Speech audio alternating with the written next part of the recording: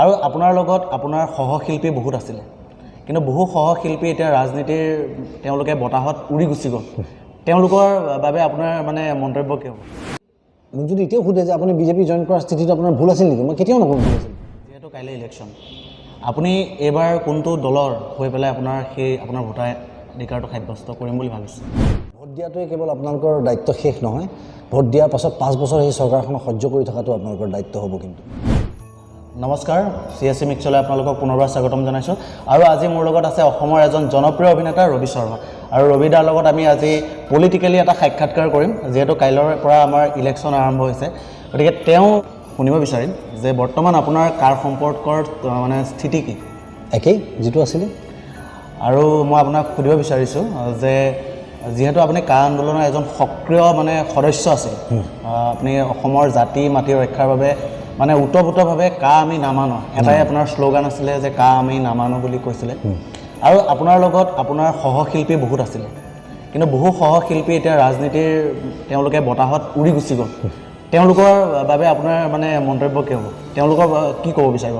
নহয়, মই তেওঁলোকৰ বিষয়ে মন্তব্য দিবলগীয়া আচলতে মই দৰকাৰী বুলি নাভাবোঁ, কাৰণ ৰাইজে তেওঁলোকৰ প্ৰতি যি ধাৰণা লৈছে সেই লৈছেই। ৰাইজ অলৰেডি এই ক্ষেত্ৰত তেওঁলোকৰ ৰাইজৰ স্থিতি আকৌ বৰ স্পষ্ট এই ক্ষেত্ৰত। গতিকে তাত মোৰ নতুনকৈ ক'বলগীয়া একো নাই। বহুত কাৰণ থাকিব পাৰে, ব্যক্তিগত বহুত কাৰণ থাকিব পাৰে, আৰ্থিক কিছু কাৰণ থাকিব পাৰে, ব্যক্তিগত স্বাৰ্থ থাকিব পাৰে, বিভিন্ন কাৰণ হ'ব পাৰে। কিন্তু কথা হৈছে এইটো যে আমাৰ যিটো পৰিচয়, মূল পৰিচয় হৈছে শিল্পী হিচাপে আমি ৰাইজৰ ওচৰলৈ আহিছিলোঁ। আমাৰ গোটেই মোৰ পেচাটো একেবাৰে বৰ সুকীয়া এটা পেচা আচলতে। আমাৰ পেচাটো এনেকুৱা যে আমি মানে বিখ্যাত কাৰণে মানুহে আমাক ভাল নাপায়, আমাক ভাল পায় কাৰণে আমি বিখ্যাত। সঁচা কথা। গতিকে যিহেতু আমাক ভাল পায় কাৰণে আমি বিখ্যাত, আমাৰ মূল ধনটো হৈছে ৰাইজৰ ভাল পোৱাটো। গতিকে ৰাইজে ভাল পাই থাকিবলৈ হ'লে আমাৰ মাজত কিছুমান গুণ থাকিব লাগিব, যেনে আমাৰ স্থিতি অটল থাকিব লাগিব, আমাৰ কথাৰ সালসলনি হ'ব নোৱাৰিব, আমাৰ মন্তব্যবোৰ স্পষ্ট হ'ব লাগিব, আমাৰ বাক্যবোৰ ৰাইজৰ হকে হ'ব লাগিব। গতিকে এইখিনি কাম যেতিয়া কৰি যাওঁ, মই নাজানো মোৰ এজেণ্ডাটো কাৰ লগত মিলিব, কোন পাৰ্টিৰ লগত মিলি যায়, কিন্তু মই ব্যক্তিগতভাৱে এজন শিল্পী হিচাপে মোৰ এইকেইটা স্থিতিত মই অটল হৈ আছোঁ। গতিকে মোক ৰাইজে সেই হিচাপে মৰম দিছে, সেই হিচাপে ৰাইজে মোক ভাল পায়। মই কোনো IT চেল ৰাখিবলগীয়া হোৱা নাই মোক প্ৰটেকশ্যন দিবলৈ ছ'চিয়েল মিডিয়াত। মোক যদি কোনোবাই গালি পাৰে তাৰ প্ৰত্যুত্তৰ ৰাইজেই দিয়ে, মই নিজেও দিব নালাগে, মই তৰ্কাতৰ্কিত লিপ্ত হ'ব নালাগে। গতিকে সেইটোৱেই হৈছে মোৰ শক্তি। গতিকে অভিনেতা হিচাপে মোৰ যিটো শক্তি, এজন শিল্পী হিচাপে মোৰ যিটো শক্তি, এই শক্তিটোৰ লগত যেতিয়া মোৰ মুখামুখি পৰিচয় হ'ল, তাৰপাছত মোক কোনো ৰাজনৈতিক দলৰ পাৱাৰৰ প্ৰয়োজন নহ'ল।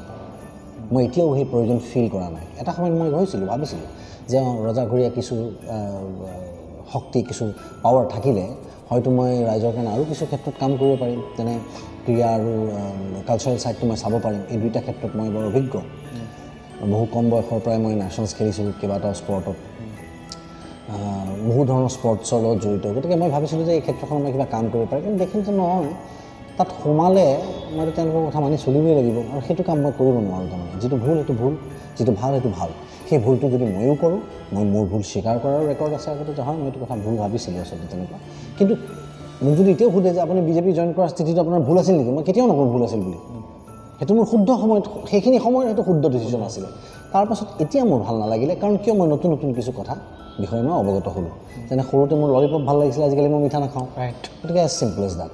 আৰু যদি সেই ক্ষেত্ৰত যদি কোনোবা এজন শিল্পীয়ে নিজৰ স্থিতিটো সলায়, তেওঁৰ ওচৰত এটা সবল কাৰণ থাকিব লাগে যে তেওঁ কিয় কৰিলে এই কামটো, আৰু সেই কাৰণটো দৰ্শোৱাৰ পাছত ৰাইজে নিজৰ নিৰ্ণয় ল'ব, ৰাইজে জাজ কৰিব তেওঁক, তেওঁ শুদ্ধ নে ভুল। যদি তেওঁ ভুল, তেওঁ তাৰ প্ৰতিফল ভোগ কৰিব লাগিব, চিম্পল। আৰু এটা কথা সুধিব বিচাৰিছোঁ আপোনাক, যে যিহেতু কাইলৈ ইলেকশ্যন, আপুনি এইবাৰ কোনটো দলৰ হৈ পেলাই আপোনাৰ ভোটাধিকাৰটো সাব্যস্ত কৰিম বুলি ভাবিছে? বিজেপিক নিদিওঁ, সেইটো খাটাং, একেবাৰে খাটাং। কংগ্ৰেছক নিদিওঁ, সেইটোও খাটাং।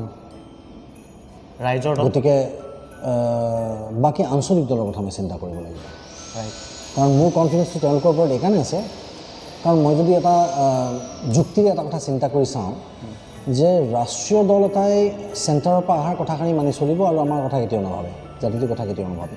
তেওঁলোকে জানিয়ে লৈছে, মানিয়ে লৈছে যে এই জাতিটোক যি লাগিব, যেতিয়াই লাগিব তেওঁলোকে আন্দোলন কৰি লৈ ল'ব, যিটোৰ কাৰণে মই মোৰ পিছৰ প্ৰজন্মক আন্দোলন কৰিবলৈ মই তৈয়াৰ কৰি থৈ যাব নোৱাৰোঁ। তেওঁলোকে আন্দোলন যদি কৰি থাকে তেতিয়া প্ৰগতিশীল কামবোৰ কেতিয়া কৰিব গতিকে আন্দোলন নকৰাকৈ যদি কিবা এটা পাবলৈ হয় তেতিয়াহ'লে আমাৰ ইয়াৰে প্ৰতিনিধিত্ব এনেকুৱা হ'ব লাগিব যে তেওঁলোকে চেণ্টাৰৰ পৰা আজৰি কাঢ়ি আনিব পাৰিব লাগিব সেইটো কৰিবলৈ হ'লে এটা আঞ্চলিক শক্তিৰ বৰ প্ৰয়োজন প্ৰত্যেকখন ৰাজ্যৰে এটা সক্ৰিয় এটা শক্তিশালী আঞ্চলিক দল থাকিবই লাগে যিটো আঞ্চলিক দলৰ ওপৰত আমি ভৰসা কৰিছিলোঁ সেই আঞ্চলিক দলটোৱে আমাক বৰ বেয়াকৈ প্ৰতাৰণা কৰিলে গতিকে তেওঁলোকে তলতীয়া হৈ গ'ল এটা ৰাষ্ট্ৰীয় দল এটাৰ তলত যিয়ে অসমৰ কথা নকয় যিয়ে অসমৰ কথা নকয় তেওঁলোকে অসমখনক এখন ব্যৱসায়ৰ বাবে উপযোগী ক্ষেত্ৰ হিচাপে তেওঁলোকে ফিতাৰে বান্ধি মেলি চেণ্টাৰত প্ৰস্তুত কৰিলে যিটো আমাৰ ভাল নালাগে আৰু মই ৰবিদাক এটা কথা সুধিব বিচাৰিছোঁ মানে এনেকুৱা আপুনি কেতিয়াবা অনুভৱ কৰিছেনে যে বিজেপি চৰকাৰখনে যিহেতু কা আন্দোলনৰ সময়ত পূৰা ৰাইজৰ এগেইনষ্টত গুচি গৈছিল তাৰপিছত কৰোণা আহিল কৰোণা হোৱাৰ লগে লগে বিজেপি চৰকাৰখনক বহুত মানুহে ভাল পাবলগীয়া মানে ভাল পোৱা হৈ গ'ল তেনেকুৱা এজন শক্তিশালী মন্ত্ৰী আছে সকলোৱে জানে যে আপোনাৰ মনত তেনেকুৱা কিবা ভাৱ কেতিয়াবা আহিছেনে যে এইটো যে কা আন্দোলনৰ মানে যিখিনি তেওঁৰ ভুলখিনি বা ৰাইজৰ মনত যিখিনি আক্ষেপ আছে সেইখিনি পূৰণ কৰিবৰ কাৰণে কৰোণাটো অলপ বেছিকৈ আহি গ'ল তেনেকুৱা কেতিয়াবা অনুভৱ হৈছে নেকি ৰাজনৈতিক লিডাৰ হোৱাটো বৰ টান কাম ৰাজনীতিত টিকি থকাটো সহজ কাৰণ তাত যদি কম্প্ৰমাইজ চলি থাকে তাত যদি নিজৰ স্থিতিৰ কোনো ভৰসা নাথাকে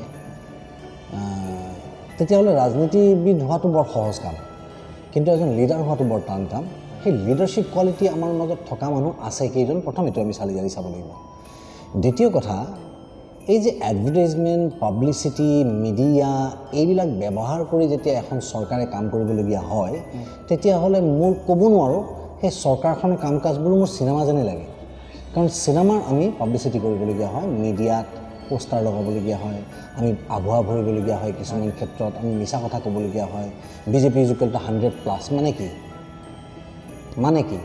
মানে এইটো নহয় আচলতে যে বিজেপি এবাৰ 100খন আসন প্লাছ পাব সেইটো নহয় ইয়াৰ দুটা অৰ্থ হয় এটা অৰ্থ হয় যে তেওঁলোকৰ গণতান্ত্ৰিক পদ্ধতিৰ ওপৰত কোনো ভৰসা নাই আমি 100খন লৈয়ে ল'ম কাৰণ গণতন্ত্ৰ আছে নহয় এতিয়াও ভোট দিবলৈ আছে নহয় তেওঁলোকে আগতীয়াকৈ কেনেকৈ কৈ দিব পাৰে আমি পাম বুলি তাৰমানে তেওঁলোকে ফিক্সিং কৰিছে ৰাইট ছেকেণ্ড কথা হৈছে তেওঁলোকে ভাবুকি দিছে মানুহক যে আমি অহা 5টা বছৰ আমি আকৌ চৰকাৰ গঠন কৰিম আমাৰ বিপক্ষে যদি যাওঁ তহঁতক চাই ল'ম এই দুইটা কথাই মোৰ এজন অসমীয়া হিচাপে এজন নিৰ্ভীক প্ৰাউড অসমীয়া হিচাপে মোৰ গাত লাগিছে মই বেয়া পাইছোঁ আৰু যিহেতু আমাৰ বিজেপি চৰকাৰে বহুত গভৰ্ণমেণ্ট ছেক্টৰ মানে প্ৰাইভেট কৰিয়ে দিলে সেইটো সম্বন্ধত আপুনি কি ক'ব এইটো সাংঘাতিক দুখ লগা আৰু লাজ লগা কথা এটা ষ্টেডিয়াম যেতিয়া প্ৰাইভেট ছেক্টৰলৈ হেৰিলৈ গুচি যাব এজন ব্যক্তিগত এজন পুঁজিপতিৰ হাতলৈ গুচি যাব যেতিয়া খাদ্য সামগ্ৰীৰ গোটেই ভাৰটো যেতিয়া এজন পুঁজিপতিৰ হাতলৈ গুচি যাব তেতিয়া আমাৰ খাব নাপালে কি মই সেইজন পুঁজিপতিক বিচাৰি যাম নেকি মই আদানীয়ে মোক এপইণ্টমেণ্ট দিবনে এইটো কথা ক'বলৈ যে মোৰ ল'ৰাটোৱে ভাতমুঠি পোৱা নাই 2 মাহ ধৰি নিদিয়ে মই কাক জগৰীয়া কৰিম এই কথাটো চিন্তা কৰিবলৈ হ'ল অসমৰ ৰাইজে আৰু মই আপোনাক এটা কথা কৈ আছোঁ যে ভোটাধিকাৰ সাব্যস্ত কৰাটো প্ৰত্যেকজন নাগৰিকৰে এটা দায়িত্ব অধিকাৰ এটা শক্তি এই শক্তিক প্ৰয়োগ নকৰিলে এই বন্দুকৰ দৰে কিন্তু মই আপোনাক এটা কথা ক'ব বিচাৰিছোঁ যিহেতু গুৱাহাটীতে বহুত বাহিৰৰ ল'ৰা ছোৱালী এপইণ্টমেণ্ট হৈ আছে বা কিবা এটা সংস্থাপন কৰি আছে তেওঁলোকে প্ৰায় 30,000 টকা দৰমহা ঠিক আছে তেওঁলোকে যদি এতিয়া আপুনি ধৰি লওক লখিমপুৰ ধেমাজিলৈ এটি ভোট দিব গ'লে 2-3 হাজাৰ টকা খৰচা হয় গতিকে সেই 2-3 হাজাৰ টকা এটা ল'ৰাই 3,000 বা 4,000 টকা ল'ৰা মানে দৰমহাত চলি থকা ল'ৰাটোৱে কেনেকৈ পচিবল হ'ব সেইটো সমস্যাৰ সমাধান আমি কৰিব নোৱাৰিম কাৰণ কিয় তেওঁ 3,000 টকাৰ চাকৰিটো কৰিবলৈ আহোঁতে তেওঁ এইটো কথাও জানে যে ইয়াত থাকিবলৈ হ'লে তেওঁ ঘৰ ভাড়া দিব লাগিব ঘৰত খোৱা হ'লে তেওঁ দেউতাকৰ টকাৰেও অলপ তাত কণ্ট্ৰিবিউশ্যন গ'লে এতিয়া তেওঁ সম্পূৰ্ণ অকলে খাব লাগিব তাতে লগৰ ল'ৰাৰ লগত বহি মন মাংস খালেতো আৰু এক্সট্ৰা খৰচ যাবই গতিকে সেই গোটেই বস্তুটো তেওঁলোকৰ হাতত এইটো কেলকুলেশ্যনত আমি কোনো সহায় কৰিব নোৱাৰোঁ কিন্তু ভোটাধিকাৰ সাব্যস্ত কৰিবই লাগে যি প্ৰকাৰে নহওক কিয় তাৰ কাৰণে কোনো ধৰণৰ বাহানা নচলিব কোনো ধৰণৰ অজুহাত নচলিব থেংক ইউ আৰু ৰবিদাক ধন্যবাদ জনাইছোঁ আৰু আপোনালোকে এবাৰ ভোটৰ মানে EVM মেচিনটো টিপাৰ আগত এবাৰ হ'লেও আপোনালোকে ভাবি চাব আৰু সেইখন চৰকাৰকে আনিব যিখনে আপোনাৰ হৈ মান মাতিব বা আপোনাক হৈ চাব কাৰণ ভোট দিয়াটোৱে কেৱল আপোনালোকৰ দায়িত্ব শেষ নহয় ভোট দিয়াৰ পাছত 5 বছৰ সেই চৰকাৰখনক সহ্য কৰি থকাটো আপোনালোকৰ দায়িত্ব হ'ব কিন্তু